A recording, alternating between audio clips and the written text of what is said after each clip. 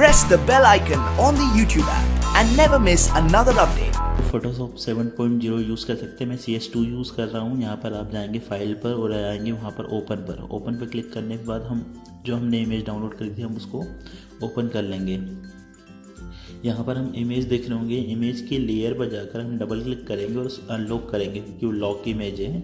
ठीक है, हमने यहाँ ओके किया, अनलॉक हो गई। अब दोस्तों हम क्या करेंगे, हम टेक्स्ट लेयर सेलेक्ट करेंगे। टेक्स्ट लेयर में हम टी लेंगे और यहाँ पर क्लिक किया इमेज पर, वो हमारा जो फ़ॉन्ट रहेगा वह इम्पैक्ट रहेगा। ठीक है, अब हम इसमें लिख लेंगे सेव वाटर और साइज़ बढ़ा लेंगे।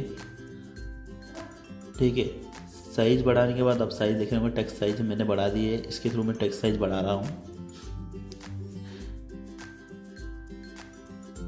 टेक्स्ट साइज बढ़ाने के बाद दोस्तों मैं यहाँ टेक्स्ट वाली लेयर को नीचे कर दूंगा, लेयर 0 के। ठीक है, अब जो इमेज है वो ऊपर हो गई है और टेक्स्ट जो है वो पीछे हो गया। मैं अल्टर की प्रेस करूँगा और अनलॉक का एक ऑप्शन आएगा, उस पर क्लिक कर दूंगा। ठीक है, अल्टर की क्लिक करने पे आप इमेज ऐसी आ गई है। ठीक है, अब इमेज को मैनेज कर लूँगा।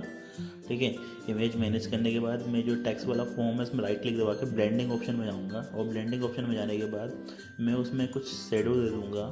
ठीक है, ड्रॉप शेडो और डिस्टेंस थोड़ा बढ़ा दूंगा उसका। ठीक है, वैसे ही मैं इसमें बी लेवल एंड एम्बाउम करके है कॉन्ट्रा है, तो दोनों को भी सेलेक्ट कर लूँगा। ठीक है, और इस इमेज को मैं PNG फॉर्मेट में सेव कर लूँगा दोस्तों।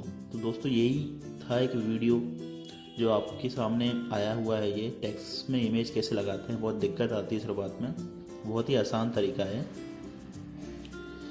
तो दोस्तों मैं इसको सेव कर लेता हूँ PNG फॉर्मेट में। ठीक है, और आशा करता हूँ आपको ये वीडियो पसंद आया तो प्लीज़ वीडियो को लाइक करें, सब्सक्राइब करें, शेयर करें। धन्यवाद। जय हिंद, जय भारत, वंदे मातरम।